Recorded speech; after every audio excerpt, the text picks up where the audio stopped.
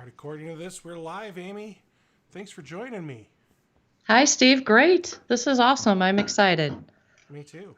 So, Amy, you're with Acronis, and I know I've like seen your name around a lot, but I don't think you and I've ever really spoken.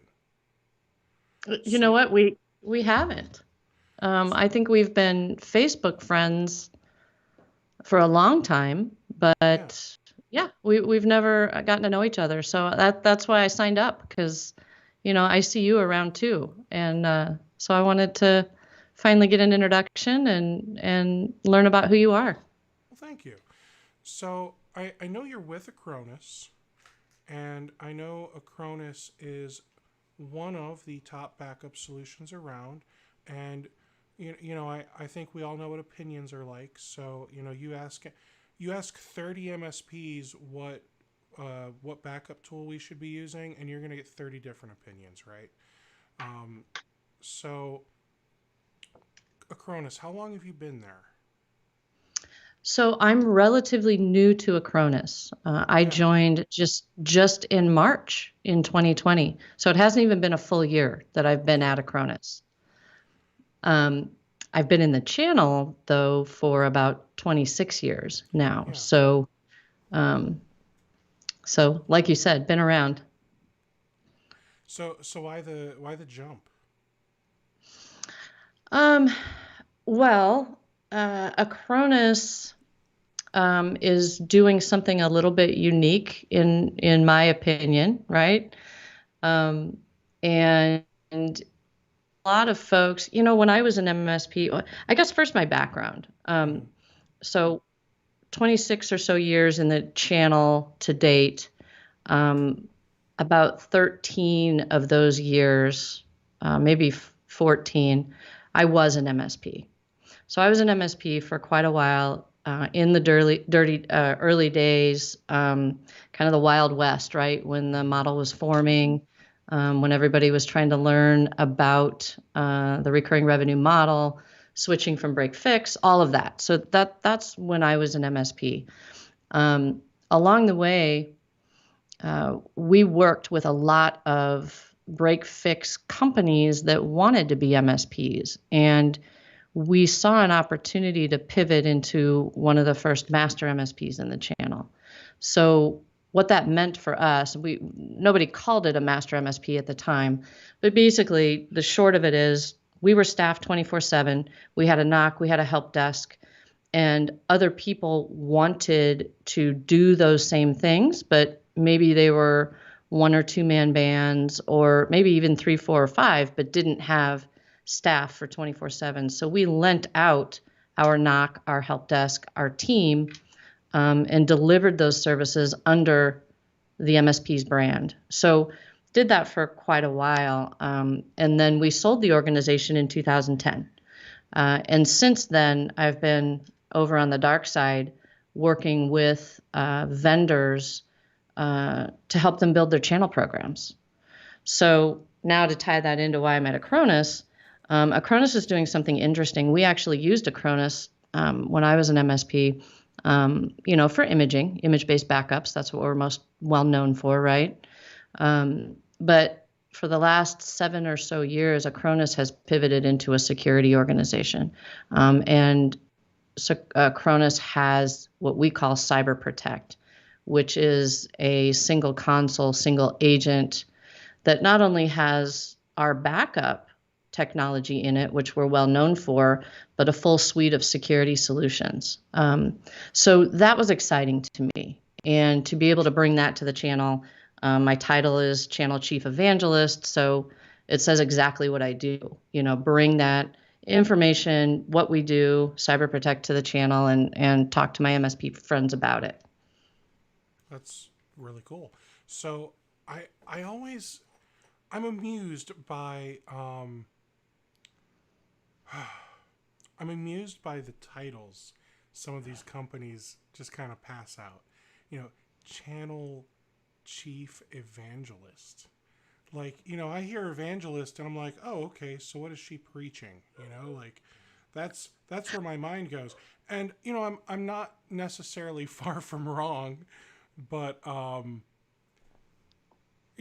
just hear some of these titles, and I just can't help but laugh to myself because, I can tell that with everything, especially right now with, the new normal and all that, um, all these companies are just trying to figure out how do we make this work? What kind of person do we need? How do we do everything remotely from the cloud without any events? Because that's a big change. And um, there's all these events everywhere. Like ASCII and Datto and Channel Pro and everywhere, right? And we didn't like have any of those this year, and it was sad. It was sad. Sad that the in-person stuff had to go away for a while. I don't think it's going away forever. I No. do believe it'll come back. But you're right. I mean, there was an immediate, seemingly instantly overnight pivot from normal work in an office or however we did it, the quote unquote channel chiefs. We were road warriors, working in an airport and an airplane and in hotel lobbies and coffee shops. And that switched too. Um, you know, and you couple that with how it switched for MSPs as well. If you look at MSPs, they were on the forefront of helping organizations pivot to work from home. And we're perfectly poised to do so, right? I mean, of any category, if you will, of the channel, MSPs were most well versed in remote management technologies. That's our core, right, from the very beginning, um, and could, I don't want to say easily because it wasn't easy, but easier than maybe any other type of IT provider, could switch their people, their clients, to work from home. I thought it was pretty amazing to watch, I agree. frankly. I agree. The fact that so many companies were able to pull off this shift to work from home, they pulled it off so quickly, and I'm not saying perfectly, but it just felt pretty seamless, all things considered. I Yeah, I was pretty impressed with that as well. Now it's getting old. I am so over this. I am so ready for my kids to be back at school, so I don't hear the dog squeaker in the background. Like we we got a puppy. Um, That's hilarious. You know what? We got two puppies, and they oh, came to us in May. And I mean, at the time, what I was thinking was like, well, we're all working from home. This is a mhm. perfect time to have a puppy, right? Like we can Yeah. be there 24/7. We can train them up, do the right thing. It has been one of the funnest parts of Oh, this, I bet. stay home more than you're going out environment. I It's been absolutely awesome. bet. Now, the unfortunate thing, with having a puppy is, typically you want to, once they hit the certain number of weeks, like 16 weeks old or whatever, you want to start introducing them to a lot of people, other dogs, and we really weren't able to do that. So thankfully, she loves people, like especially people who have food in their hands. She's very, very into food. Like she will just sit there, she'll lay there, and she'll just look at me if I call her.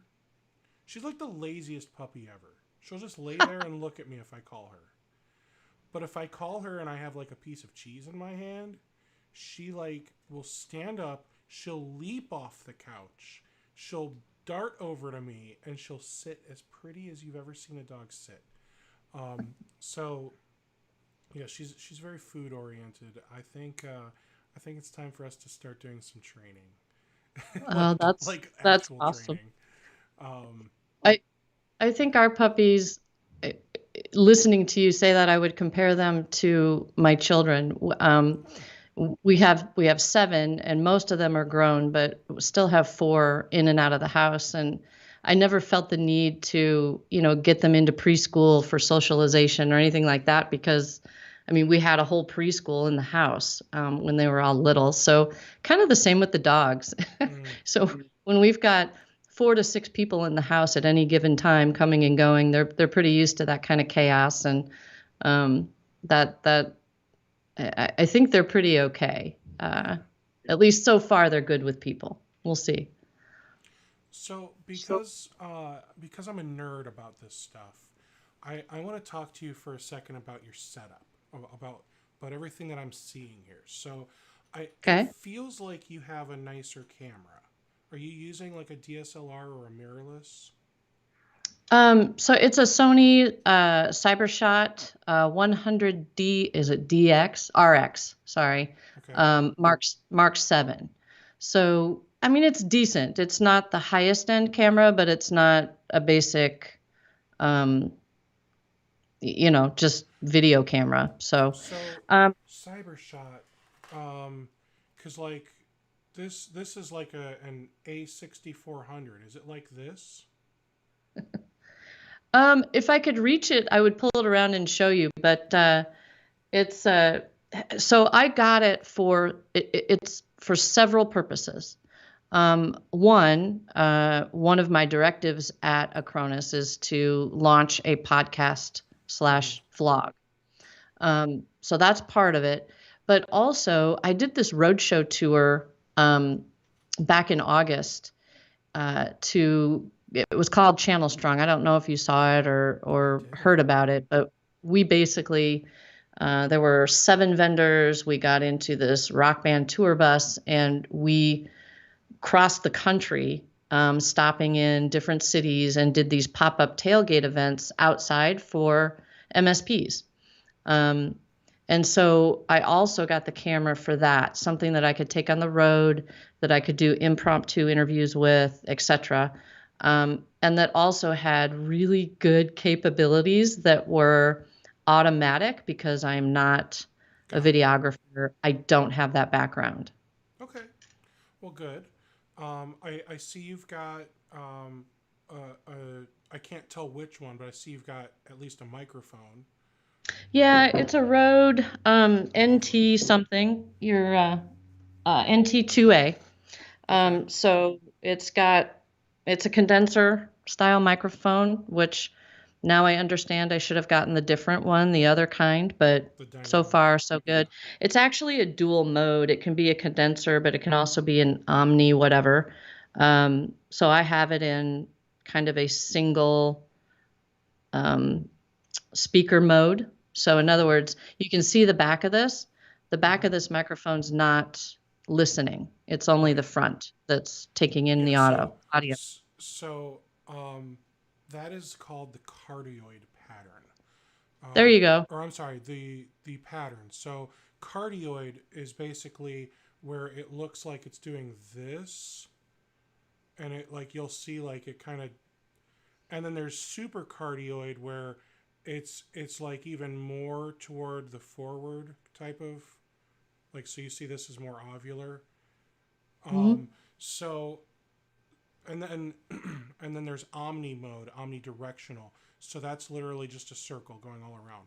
So my blue mic kind of offers.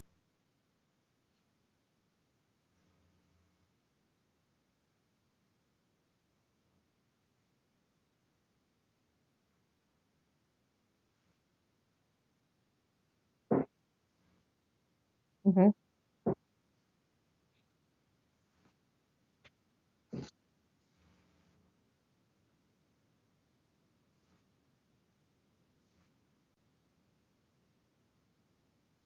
Mm-mm.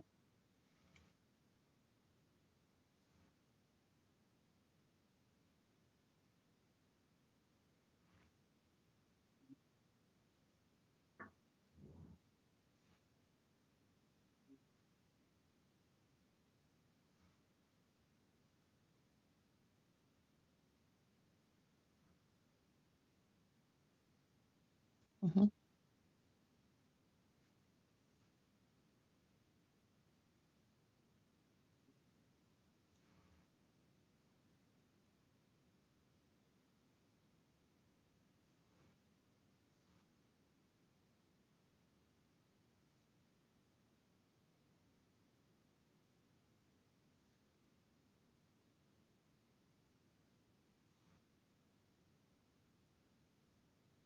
Right, right. Oh, I totally get it. That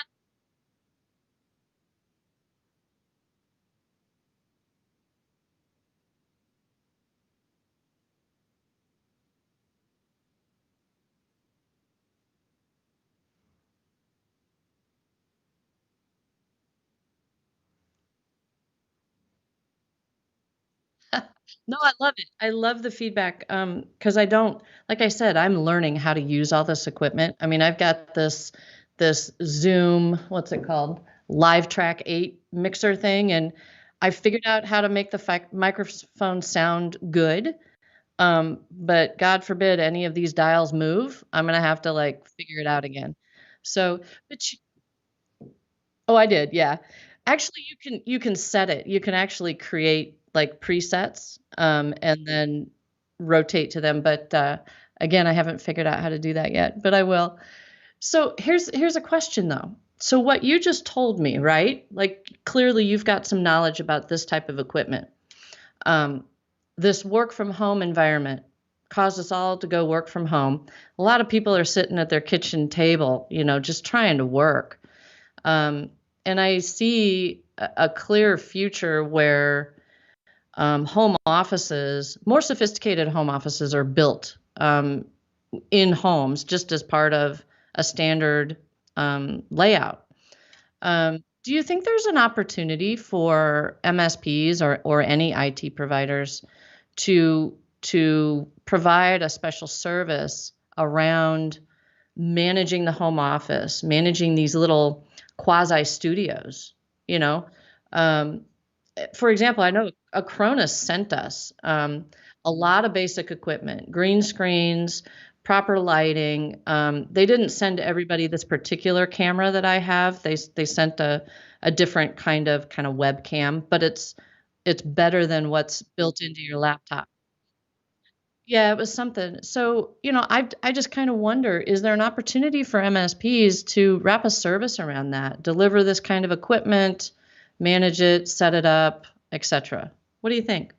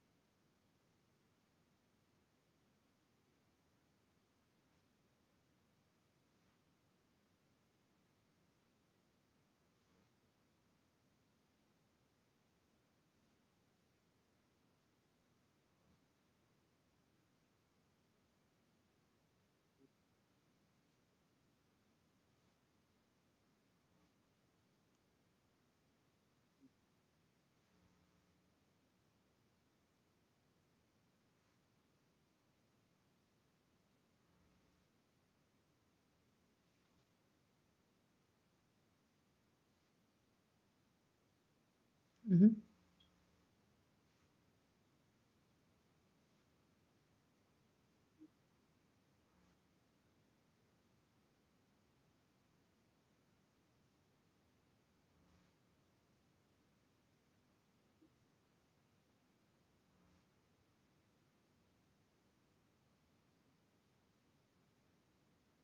Hmm.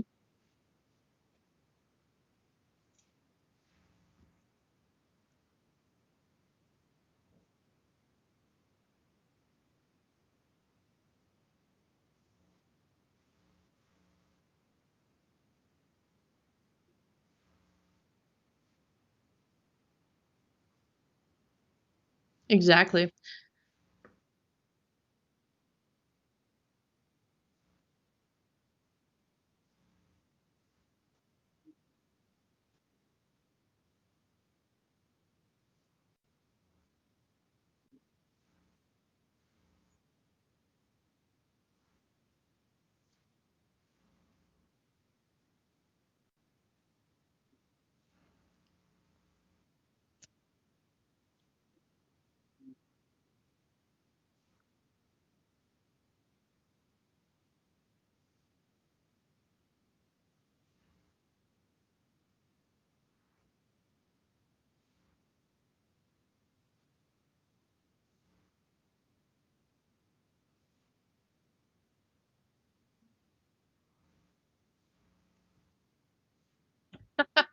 What what about what do you see?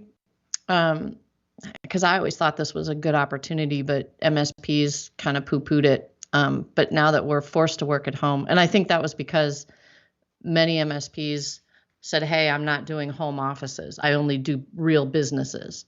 Well, now we've had to do home offices, right? We you don't have a choice anymore. So, do you see more MSPs getting into home automation as well, or still staying away from that?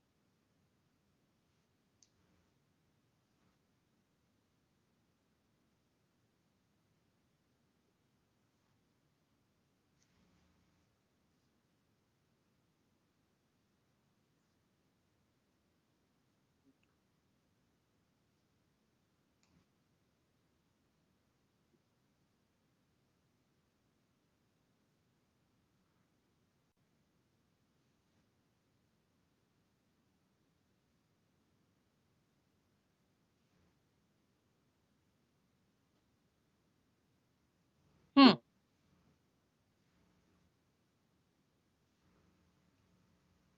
I can hear you. Can you hear me now? Oh, that's so Yeah. frustrating.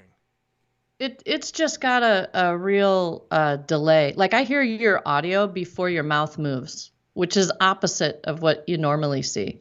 Right. That is frustrating. So, Jeremy, let me know. I think you can hear me now. I looked up. I noticed earlier it was blinking red. I wonder if I did that when I moved the microphone around. Thankfully, I don't say many important things. It's okay. Um, so, what was I saying? Um, Somebody has a bunch of Raspberry Pis out in the field.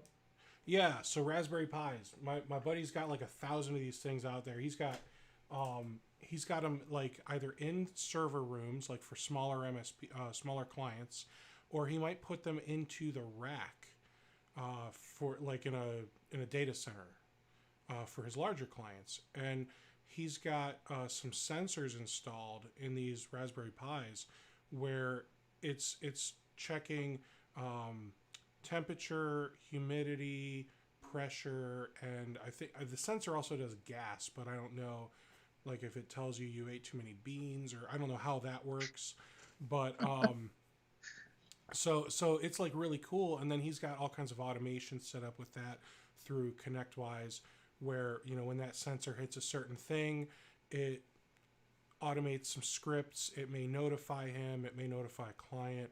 All kinds of cool stuff. And then because of the pressure sensor inside that, he was telling me he can I'm gonna have to ask him when we have our meeting, because it was really confusing, to be completely honest. But what he was saying is basically he can watch a storm pass, like when he sees the pressure change for clients, like geographically, he can watch the storm go through. So it's just really cool, some of the things that you can do with these Raspberry Pis. I've been really impressed with what I've been hearing. Sounds like he's got some IoT sensors in there as well. So BME 680 is the sensor that he was using. And again, he and I are going to talk about this more on a podcast in the next couple of weeks. I want to say it's the 21st. So it'll be on a Thursday. So IoT is fascinating. It really is. And frankly, MSPs, every one of them has got an IoT sensor in the networks they're managing, whether they know it or not. And IoT is just like the Wild West used to be, early 2000s, when wireless was starting to become a thing, where you had to have everything had to be homogeneous. The manufacturer of the wireless access point, your wireless card, remember those, whether it was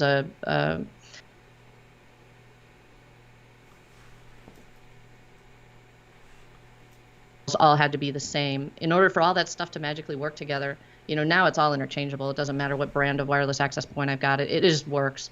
IoT is in the same boat right now, where you kind of need to be homogeneous with whoever made that sensor, using their management console and platform, the protocols that these communicate on. There isn't a standard one yet, although a couple of them are starting to emerge. So it's really interesting, and they don't run on the IP network anyway. So IT service providers haven't acquired all that knowledge yet in order to manage them, but they're there.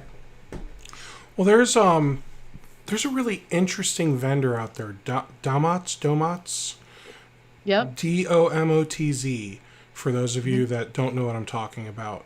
It's just really cool because, they met with me 2 or 3 years ago, and it seemed very much like they were the in-home AV kind of RMM.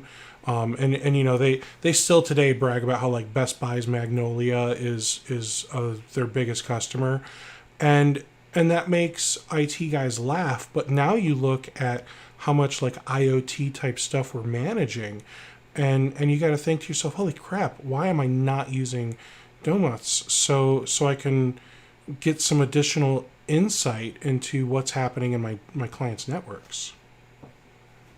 Exactly. So, I mean, it's there. It's a pretty big opportunity for MSPs, I believe, because it's already there. And we could be managing those devices. And frankly, if you're even slightly nerdy, they are fascinating. I mean, do you know there's sensors that you can put into a warehouse that will tell you if there's a rat in the trap? And that's important, right? But yeah, I mean, there are so many things you can do with existing IoT sensors today that can take you into other industries that maybe you haven't been working in, maybe farming, or, maybe you haven't been in manufacturing yet, but there are a ton of sensors that you can use in manufacturing that can tell you this device is about to fail. So go fix it before your entire line shuts down.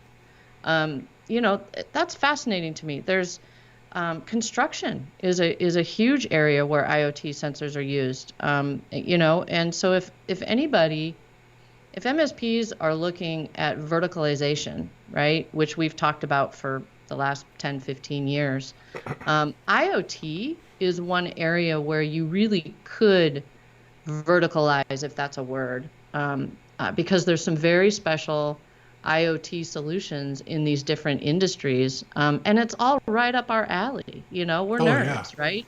Oh yeah.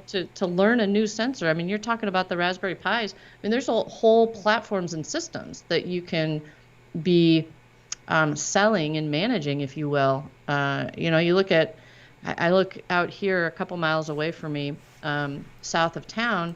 They're building this Facebook data center. It's massive. It's a couple miles square wide. And it's just these buildings that will have a very skeleton staff, okay? But massive amounts of construction going on. In fact, new power grids being built to power these things. Google's got one too in the area for the same reason, because the infrastructure was built for these data centers. But if you had any IoT expertise, you could walk right in there and have a massive new customer. Anyway, I just see a ton of opportunity for MSPs in IoT if they take some time to learn it and can manage the chaos right now with different protocols, different platforms. One IoT sensor is going to work with its own platform. It won't necessarily work with another manufacturer's platform. So, you've got to navigate that stuff. But boy, early in, obtaining that expertise kind of would give an MSP an edge up. And that's why you saying, one thing might not work with another thing. That's why I actually started getting into the Raspberry Pi thing, because I'm, like I said, I'm an Apple guy, and I have Ring. So I've got the doorbell, I've got a couple cameras, I've got the alarm system. Like, I'm ringed out, right? So with Ring, I've actually got it to connect into Apple HomeKit, even though it's not supported, because I've got my Raspberry Pi and I've got an application called Homebridge installed on it, which the Homebridge is then giving me the ability to take things that don't normally support HomeKit and just put them right in. So I've got my garage door opener that's connected into my HomeKit now. I've got my Ring, my key lights. Those I can say, "Hey Siri, turn off my office." Nice. That's super cool. You know what's funny, little trivia about Amy. So my house is ringed out too, but it's not necessarily to keep people out of the house. It's because I have young teenagers who keep sneaking out, and I need to know. That's exactly why we did it. Oh, so my gosh. that's a little insight into Amy's home. They don't tell you about teenagers when you have babies. They tell you about babies not sleeping through the night. They don't tell you about the terrible things that teenagers do that keep you up at night. Yeah. So I'm curious, for those of you that are watching live on YouTube, is my audio and video like way off? Because I see myself way after I say it. It's weird. It's really weird. And I can't help but look at it. It's like a car wreck. Like, you just can't look away at this point. And it's bothering me. So maybe this whole using my phone as a camera isn't the best approach. But I want it to be, because the phone camera looks so much better. I might have to go back to the Sony. It's fixed for me, although Okay. I guess, I'm seeing you through Skype. But right now, your voice and your mouth moving are congruent. They're working together. Plus. Yeah. That's a bonus. Helps me. Yeah.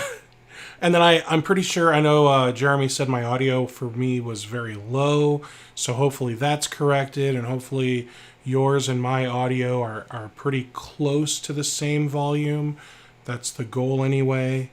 One of these days I'll get one of those fancy Rode, I think it's the Rodecaster Pro is the one I want.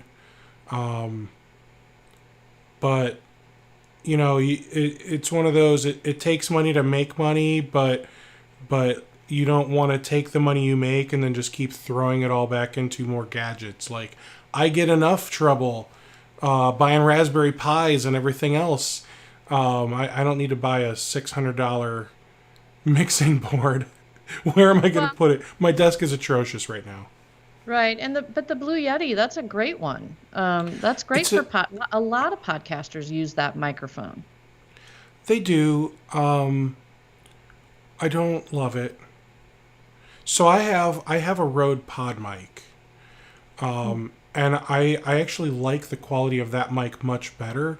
But if I'm going to use it, it's got to be literally an inch from my mouth, and I just don't want a mic up on me. So that's why I switched back to the Yeti, and I like that. Like, you probably see it, but they don't.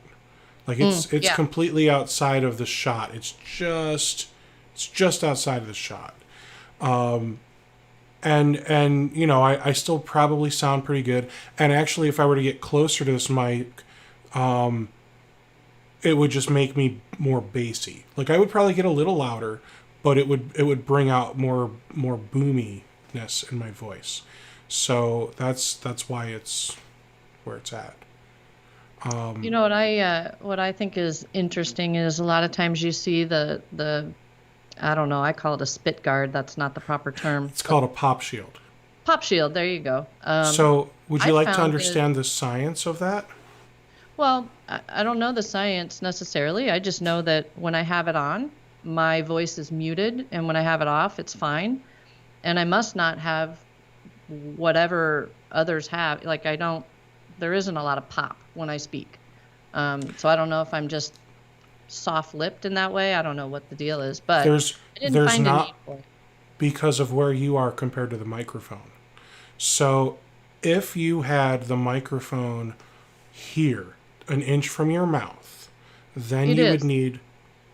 But it's down. It's 3 inches. It's 3 inches. But it's also lower. So when I look at you, it's lower. So what's happening is the pop filter is there to prevent the plosives. So as you speak, you are blowing air out. And when you blow that air directly onto the microphone's capsule, that's making the capsule basically go, and it just freaks out the whole microphone. When you are not aiming directly at the microphone's capsule, when you are maybe going just kind of below it or above it, you're no longer going to create that plosive noise, but you still have the same distance from the mic, giving you the same quality of audio. And I think the Blue Yeti has the same type of technology or build on the inside of the microphone that this does. It's already got that vibration control, and again, I can't remember the technical term for it, but that's all built into the microphone. If you can see, my microphone also has this piece, which is supposed to, protect it from any vibration as well, like if I hit it. That's all built into, the newer microphones anyway. So you don't need a lot of this extra stuff. The other nice thing that does is that's called a shock mount or shock absorber, they call it. So if you bump your desk, they'll still hear the bump, but if you didn't have that shock mount on it, you would feel the bump, if that makes sense. Like, it would actually bump the mic, whereas instead you're just bumping the desk and the mic just happens to hear it. So that's the other thing that does for you, is it's going to make it so that way, as the table or whatever the microphone is connected to vibrates throughout the course of your using it, it ignores all of that. So tell me about you. Where are you based? I want to say Michigan, but I may be wrong. So close yet so far. I'm in between Cleveland and Akron. I'm in a little city called Medina. Everywhere else calls it Medina, but here we call it Medina. And the reason they call it Medina I was actually looking into the history because it bothers me that everywhere else calls it Medina. So the reason we call it Medina here is because a group of Muslims moved here like a couple hundred years ago. They settled here, and they called it Medina because they didn't want their friends to get it confused with Medina proper. Interesting. Or Jews, I don't remember. It was a religious group, okay? I'm not trying to say like, a Muslim and a Jew walk into a bar, like, it was like a religious group. I don't believe they were Christians, but they moved here, and that's why they called it that. And so now I know why they call it Medina. And anytime I call tech support and I'm on the phone with like, someone from India or Pakistan or something like that, I make it easy. I say, yeah, I'm in Medina. Like, because if I say Medina, they're like, can you spell that, please? I'm like, Medina. Oh, you mean Medina? No, sure, yeah. That's awesome. So tell me about you. You run an MSP. Sort of. I see you post a lot on Facebook about kids and family stuff, which is fascinating and interesting to me always, because kind of being on the road, that's which we haven't been able to do this year. You get to know folks, what kind of how they are. Anyway, with the work from home, a lot of times you get to see, well, there's someone sitting in their kitchen and, their 12-year-old just walked in to get a snack, which actually has been one of the nice things about being grounded and having to work from home. So anyway, tell me about yourself. Tell me about your business and kind of what you do. So I say sort of because, I still have my MSP. I'm going to turn my one light back on. It never came back up. So yeah, I still have my MSP, but I'm just letting it coast. I've got my clients, they're happy, I'm happy, we're all happy. And I'm not really like getting out there and trying to sell more because I'm having a lot more fun doing the podcast and helping other MSPs with RocketMSP. I am doing some web design and hosting and management and all that kind of stuff with my MSP. So I've been like kind of shifting more toward website stuff. And it's interesting because as I made that shift over the last few years, I've already been shifting more toward work from home because I don't need to go to an office if I literally just sit there all day in front of a computer. Like, I don't have people coming to me or anything. So, I switched to working from home. And then pandemic. And so I was already working from home. But so the big change for me was, what do I do with my kids? So now I want to rent a second home and put them there. Oh, that's interesting. I still don't want an office. I just want to rent a second home and move them. No, they're 8, and my daughter turns 15 on Saturday.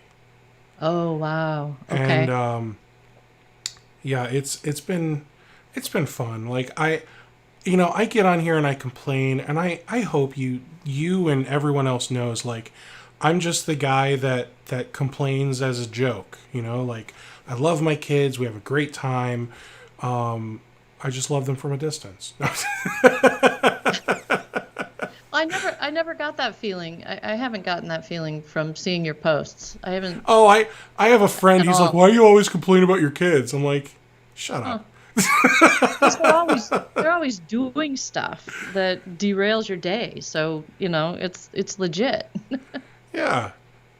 So yeah, that's me. So, the Rocket MSP thing, these guys have all heard it over and over and over. So I hate, not that I hate talking about it, but like, I feel bad for the people watching because they're like, oh great, Steve's going to pitch Rocket MSP again. Like, that's not what I'm doing. I'm answering your question, guys. I'm sorry. So yeah, I do peer groups and that type of stuff to help MSPs become more accountable and help them with making micro changes weekly in their business. And that's a lot of fun for me. I actually, I really enjoy doing that. And because I've really been focused on that and even like the website stuff, I like, as the months and years go on, I feel more and more like a fraud, if you will, when it comes to the MSP stuff. Because, I just learned they changed the name of Intune. Like, Oh. I feel behind, like, so it's frustrating. Eventually I will probably move my clients to another MSP in the area that I know, like, and trust, and I'll just focus solely on, the podcast and the peer group and that kind of stuff, and maybe some web design stuff. But for now, they're happy, I'm happy, I'm keeping them safe. I just don't necessarily know all the latest and greatest. And that's the other fun thing about doing these podcasts is, I get to learn about so many cool things. Like, I've been doing this series with Synchro, and like, I looked at Synchro and Atera like a joke, and I really am starting to see the value in what Synchro's doing, and it actually seems kind of legit. I could see how an MSP would want to be using Synchro versus Autotest, ConnectWise, Kaseya, et cetera, right? Because it's affordable, it's a fixed cost, and unlimited agents, and it actually works. This is okay. I'm going to avoid getting on my soapbox. Oh boy. But I want to mention, first of all, before we talk about RMM, I totally understand that feeling of, hey, do I really know what I'm talking about? Because it's been a good 8 or 9 years, 10 years at this point, since I've run my MSP, right? Since I've been in it. And so I find myself saying that to myself a lot of times, like, what do I know about it? Even though, I was there in the early days, forming the model, figuring it out, and then even doing the, one of the first master MSP models and figuring that model out while we were doing it. I've made tons and tons of mistakes. I've had some good wins, though, along the way. So, but every once in a while I find myself going, well, do I really have any wisdom here to share? So I get that. Now onto my soapbox.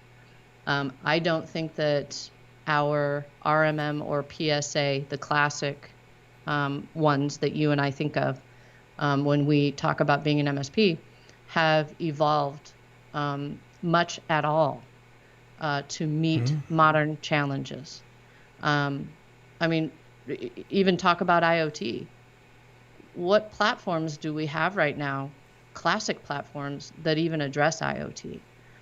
Well, then what new platforms do we have? Well, you talk about Domotes. There's several out there. Now, they're not MSP centric. But if you look at as we've shifted away from managing devices on premises, right, and shifted to cloud, all the things like that me and my staff used to do 10 years ago don't need to be done anymore. That entire knowledge base doesn't need to even exist, but many MSPs are still arguing about it. So the basic needs of an RMM platform, I believe this is why some of these new folks are doing as well as they're doing, because they're basic, they're simple, they do enough, but they're not bloated and expensive. And that's the challenge right now. Many MSPs are running bloated, expensive PSA and RMM tools, and they have a lot of trouble pivoting into modern models that they could very easily be running at a much fatter margin, a much better profit. So I love watching that, and I love getting into the debate, but that's kind of where I stand. I think that our traditional RMM and PSA platforms have failed us a little bit in evolving to help us take advantage of modern models, modern technologies, emerging tech, all of it.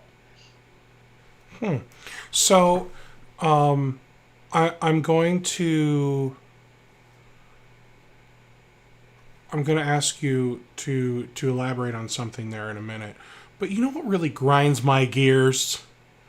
What? The fact that you sign up for an RMM tool, like a big name RMM tool. You get in there and you get excited to log in and start automating things, and you look at the scripts that they've got in there and you're like, oh look, 2003 Exchange server stuff.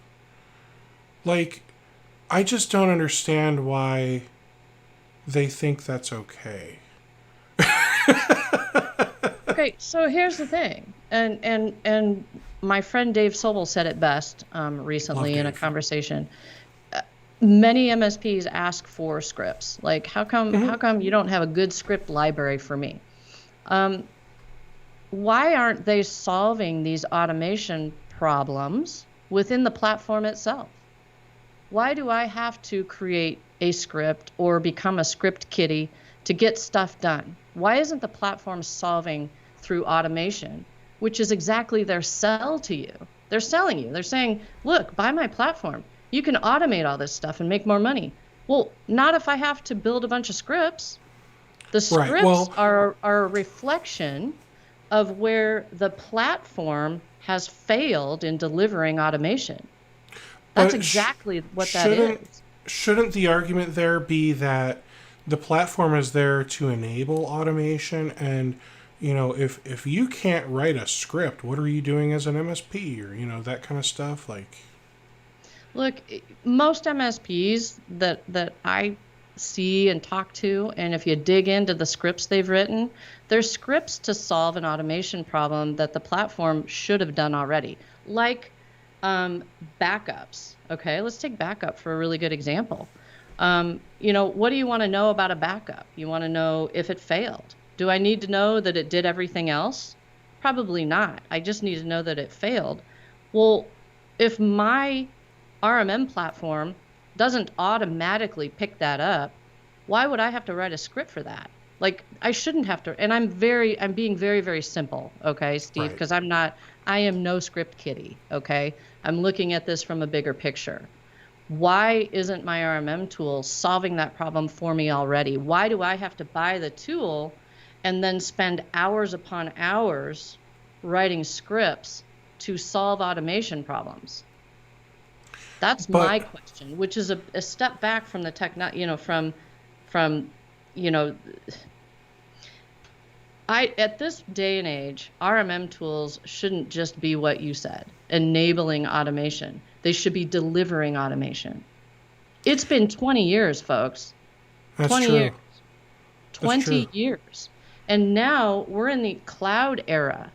I don't need to know when Exchange Store went offline. That's Microsoft's problem, or wherever my Exchange server is hosted. Right. What I need as an MSP, the skill set that I need as an MSP, is how to help my clients become more efficient in their use of technology.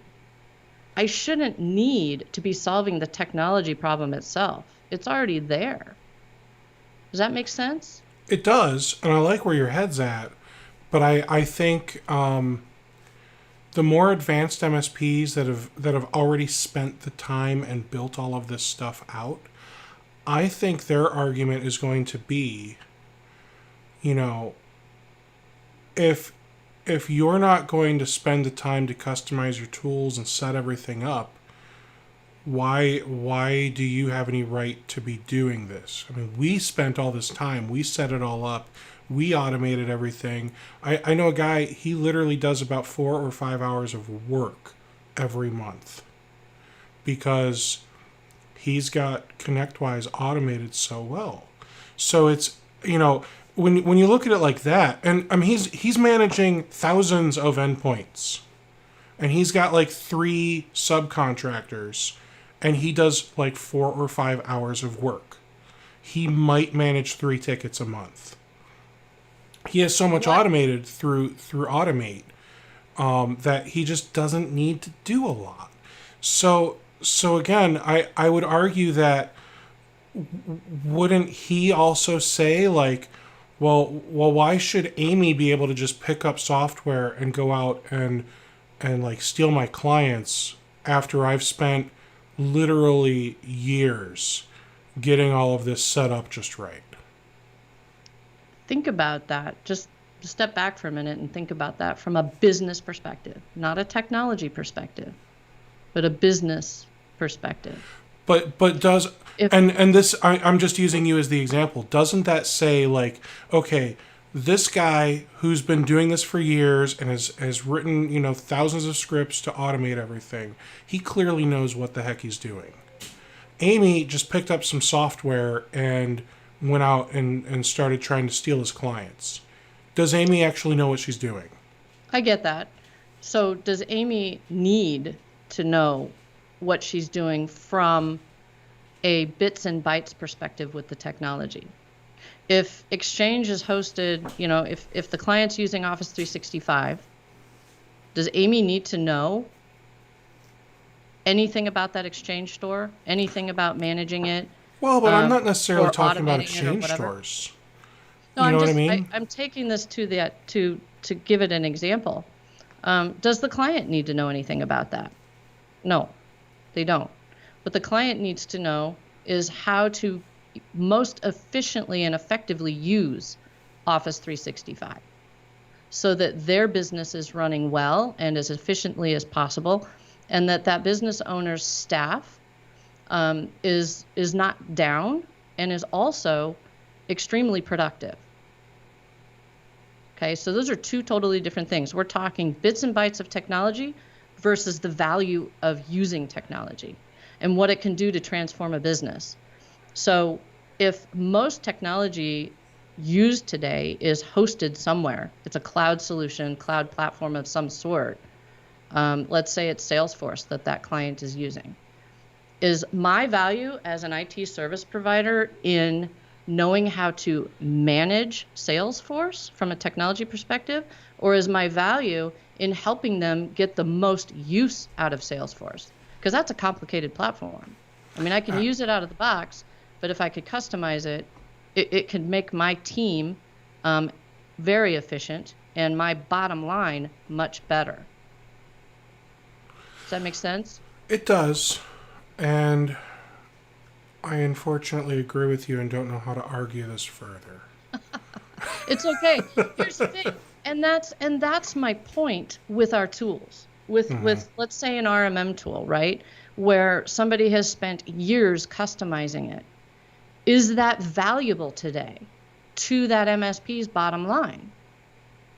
I would argue that's a sunk cost. Okay, that's something that's time they're never getting back. Okay, and especially today, is there a better way to do it? And that goes into a whole nother conversation of, can you be creative and open enough to change, to evolve your business model to what it needs to be tomorrow, rather than focused on, I've spent all this time and money on a legacy platform that isn't going to meet the needs of a modern MSP business model.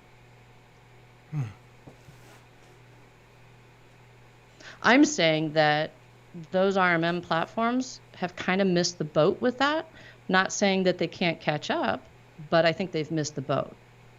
Okay, so just a reminder for those of you that are watching this live on YouTube, if you have any questions, comments, throw them in there. I'm able to monitor them. So then I'm going to re-ask the question for MSPs, if our RMM tools have kind of missed the mark, are there tools out there that haven't, besides Donuts? And if so, what tools are they? Like, what tools should MSPs actually be investing into? Or is it that you're saying, don't invest into an RMM, you should invest in something else, but I don't know what it is? I don't think it's about the tools. I think that MSPs have argued about their tools for 20 years, And the MSPs that grow, get big, that are quote unquote best in class, stopped arguing about tools and started focusing on the business model, and maturing the business model itself. I like that. There is no tool. That's not the point. There's I know no some silver people bullet. that are tools, though. Some people. This is true. We have a lot of good people in the channel. I just think sometimes that we're asking, that we need to be asking different questions, when we think Sure. about our business model. And as nerdy as I like to be, I think that focusing on tools has never gotten us very far as a group, as MSPs, as the MSP channel. What gets us further is maturing the business model and solving the next problems that are coming up, whatever they are, for our clients. And now I've got, like, I'm trying to formulate this joke in my head, right? So I'm like, okay, so Amy says the tools don't matter. We need to figure out how to mature the business model. And that's why I want to talk to you about Acronis today. There you go. Oh, we got to pull it back. So, so now I would like to talk about the tool for a moment. So you said earlier, Acronis is not just a backup solution; it is a security platform. Did I say that correctly? Correct. Mm-hmm. Okay. Yeah. So are you saying that I don't need to sell my clients McAfee antivirus anymore? So we You incorporate. should have never sold the McAfee antivirus, Steve. I know. Me either. Yeah, I mean, signature-based antivirus is, it was never really efficient, but, we have much better technologies now. And that with our advanced endpoint protection products that are out there, AI-based products. So Cyber Protect, Acronis Cyber Protect, we have our cyber cloud backup platform, which we're most well known for. Very mature, very baked, has some pretty interesting security features. I'm going to call them features, just built into the platform. I mean, we've been doing AI-based malware detection for a long time, just within our backup solution. Our Cyber Protect platform, which sits on top of backup, incorporates about 7 or 8 different security features, I'm going to call them, in a single agent. So your advanced malware protection, vulnerability scanning with integrated patching, remote control of those devices to manage the security feature sets, URL filtering. There's a security scoring feature in there where you can actually rate, if you will, the devices that you took over to see where their security holes are. I'm probably missing some things, but these are all the point with Cyber Protect is this: integration and automation, which is the holy grail that all of our vendors have been trying to reach for 20 plus years in the MSP space. Integration and automation is what makes our platform unique.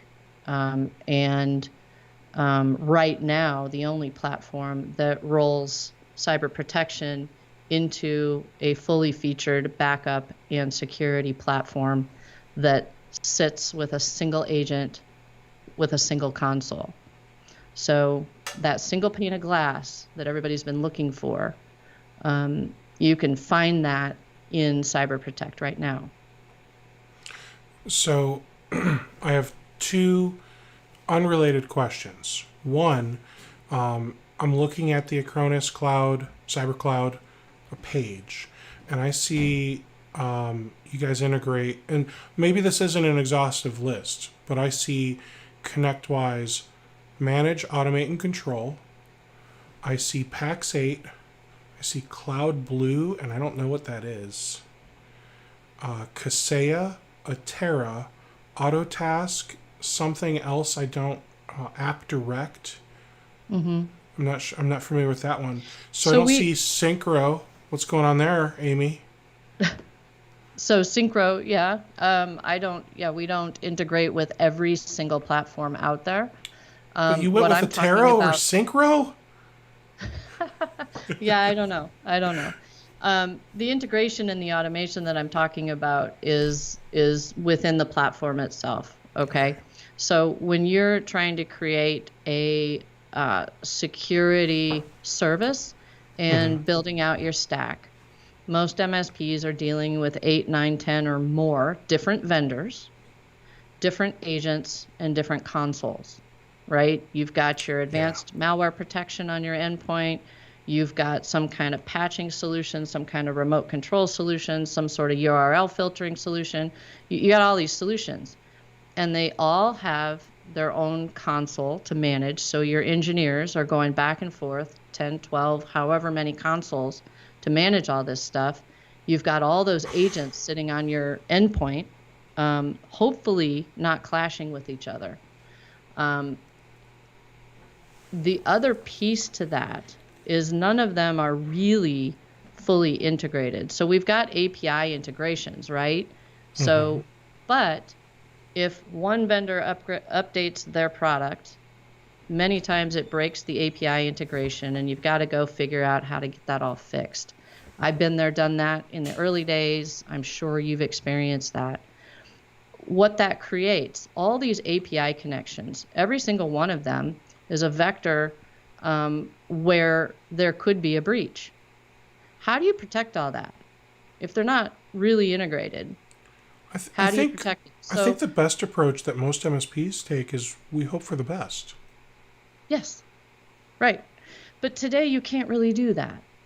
Like, it used to be kind of okay to do that, but well, I mean, if you look at the proliferation, is that the right word, of malware and attacks that are happening, even just in this last year, 2020, right?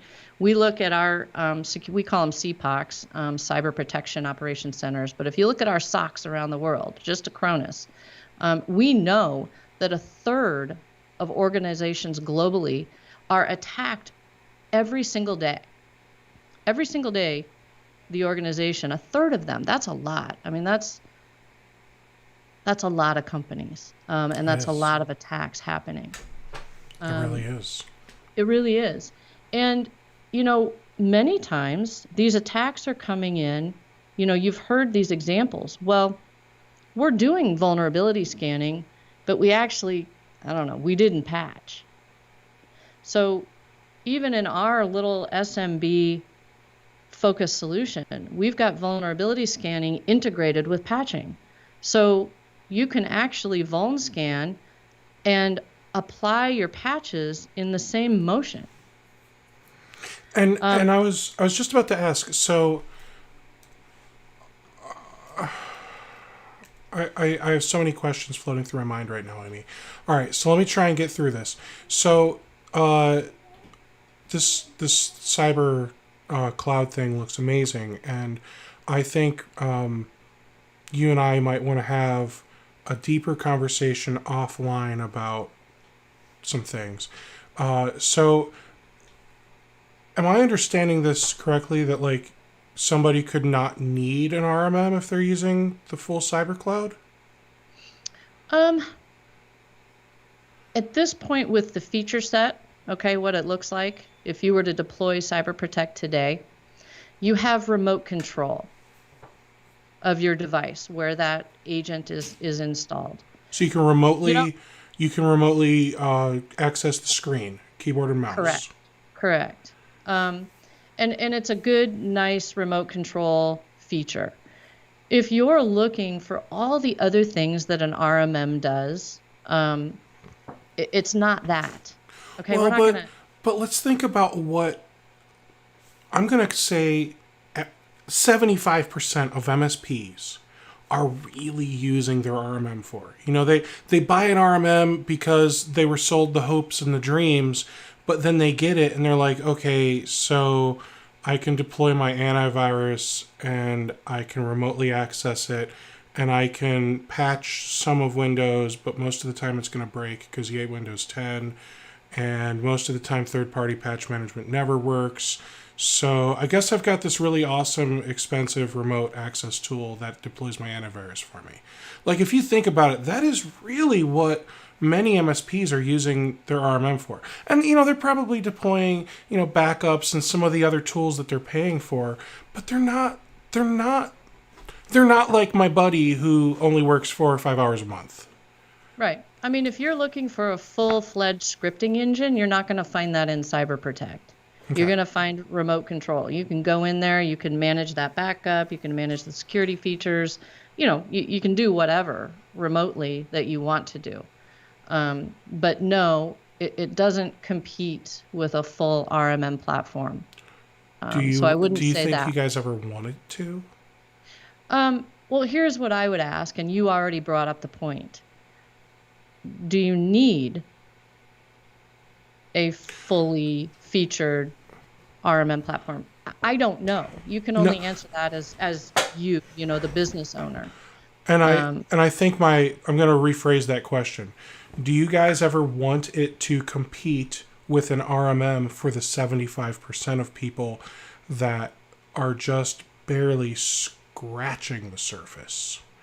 So do you want it to maybe have a little bit of a scripting engine to be able to maybe just run some PowerShell stuff in the background or whatever, so that way they don't need to pay for the RMM? Because like you said, the tools don't matter. It's all about maturing the model. And it really looks like Acronis CyberProtect could get people so close to just having that true single pane of glass. Right. Well, that's why I came here, because it is as close as I've seen in the 26 years I've been in the MSP channel. It's the closest I've seen to a single pane of glass. Now, Is it nirvana? Like, it's not going to solve every problem. It does well what the features are. It executes well on that feature set. It's not going to replace an RMM tool today. I don't know. The goal is not to displace RMM tools. That's not the goal. Right. We're a cyber protection company. It is very difficult to execute on cyber protection services for MSPs. There's literally hundreds of security products out there that you could be choosing from. And even if you chose all the best ones for each category, what is that? How complicated then is your business model in managing all of those technologies, managing all those consoles, all the agents, etc.? When you're a small business and you're dealing with other small businesses who historically don't spend a premium on security services, that's where we really fit. So we fit with MSPs who are trying to solve a security services problem within their own organization to protect their clients and do it in the most efficient and profitable way possible. So, CyberProtect. I always think of Acronis as, True Image and Disk Director and that type of stuff. Like, I just think of you guys as a backup program company. So when did you start becoming more than that? And was it accomplished through internal development only, or did it happen thanks to some acquisitions? Both. So the answer to that is both. We've acquired a number of companies, a number of technologies, if you will. But to start with the initial question, our artificial intelligence engine has been built into the backup platform for about 10 years. So our ability to build out those types of solutions is pretty mature. Some of the other things that we've acquired different technologies, but they're not bolt-ons in the sense that, maybe you have a link within the console, but then it takes you somewhere else. We didn't do that. They're fully baked and integrated into the platform. So it's a very seamless, fully integrated type of approach. Does that make sense? It does. It does. Yeah, you wouldn't see or be able to experience if there was, a technology that we purchased. Sure, and that makes sense. Yeah. It's nice, like, I'm going to pick on Datto because, Datto, they were Autotask and they acquired CentraStage, and then it was Autotask RMM maybe, and they never really did anything. Like, it still looked like CentraStage to the point where, like, Datto acquired Autotask, and now they've been slowly, like, completely revamping the whole user experience through the Datto RMM. And like that, I'm really impressed with what Datto's doing. So sure, I'm picking on pre-Datto, I think is where I'm really at. Yeah, because I know, I don't get to see their console all the time, but I know they've done a really good job of integrating those solutions. And the feedback really have. from partners is good on that. They really have. So the one question I have kind of related is, have you guys made any major acquisitions that you can recall? Like, Kaseya purchased IT Glue and several other companies. Like, has Acronis acquired any players that we may have heard of? Our latest one that maybe you heard of was Device Lock. Yeah, they're that data loss prevention company. Right. And what exactly is Device Lock going to do for you once you've got it integrated? Well, it's going to deliver the core DLP feature set, if you will, right? Which doesn't exist today. We have continuous data loss. Of course, we've had that for a long time, but the DLP hasn't been there. So that gives us that core feature set. Now, that hasn't been launched yet. We're still integrating the technology, and don't quote me on this, but I think it's coming second quarter. That's fine. But I understand. I can't remember. I'd have to go back and look. So can you explain to the folks watching, like, what really is DLP? Like, what is DLP? Or at least what is Acronis' version of DLP going to do for people? Like, data loss protection. Like, okay, so it protects against or prevents data loss. Whoopee. How? Why? Yeah, that's not me, Steve. I'm not the nerd with that. You know what I would love to do though, is we could do a deep dive into the technology. I would just need to have one of my smart engineers that could match you in brain power to go down that road. That's adorable that you think I have brain power. Well, no, it's true. I mean, I can evangelize and I can talk high level on the features, but if you want to get bits and bytes with someone way smarter than me, that's going to be one of our security engineers. But I'd love to set up a time to do that either with you or do it with your audience, however you want to do it. But, take a deep dive into what this Cyber Protect really is and what it does. I like it. We'll have to talk around. Or we'll have to talk around. I'm sitting here sending you a message that says stick around once we're not live. Trying to be all sneaky and trying to do it all at once, huh? And then like you see a word come in and then you say the word instead of the word you meant to say. I did the same thing yesterday. I'm having a conversation with Dave Sobel, and I see an email coming from Carl that says podcast in the email subject. So I'm talking to Dave and I say, da podcast. I didn't mean to say that. That's awesome. I can't talk and type either. It's just the way it goes. I try to multitask. I try to be sneaky because my wife can do it, so I think I can do it too, but it doesn't work. Oh, that's funny. Well, Amy, I do want you to stick around once we finish because I've got some ideas I want to kind of throw by your way. I've enjoyed this. I was not. I had no idea what to expect our conversation to be like, and it has been a blast. It's like when I talked to Dave. I think you two, great minds think alike. So yeah, I've really enjoyed that, and I like your kind of fresh take on the channel, the industry, and all of that. So, thank you. I appreciate that, Steve. This has been fun. I think we should do it again, whether we do it online or offline. But I've enjoyed talking to you too. Absolutely. All right. Well, hey, for those of you watching, thanks for sticking around. Watch for those of you watching live. It's gonna be weird, okay? But just go on this journey with me, okay? I'm sitting down with a good friend of mine. His name's Matt. We're gonna start around 3-ish, and we're going to talk about stuff, whatever we talk about, right? He's a farmer and he has over 1,000 cows, and I actually want to talk to him about the technology around his farm and the technology that he wants to have around his farm. Just because I think it's, I'm a technology nerd. I just like hearing about all kinds of stuff. Even if it's, automated milkers, I want to at least have a better understanding of that.